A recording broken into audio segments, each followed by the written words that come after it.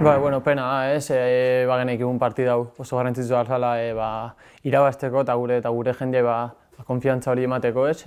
Gola etorri da, zaien hain dugu, baina gol horre konfiantza eman berriak induin dugu, ez, bildurra sartu zaigu, eta konfiantza hori Getafe gora etorria eta primera lemaiako talde gora etortzean mina iteizu.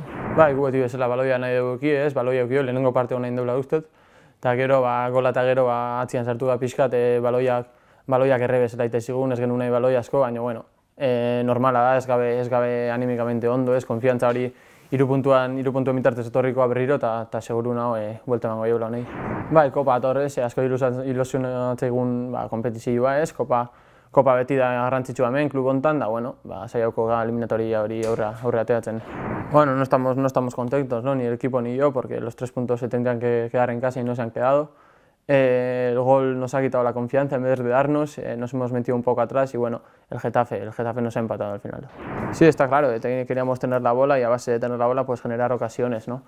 Nos está costando mucho generar ocasiones y el gol no llega, ¿no? El equipo contrario con un rechace pues hace el gol al final y nosotros pues tenemos que generar mucho más para hacer el gol. Y ahora es momento de valientes, de gente fuerte y hay que sacar adelante esto.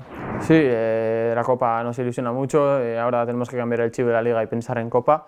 Nos viene el Huesca, eliminatoria difícil, ¿no? Ya demostraron aquí que es un buen equipo e intentaremos pasar eso.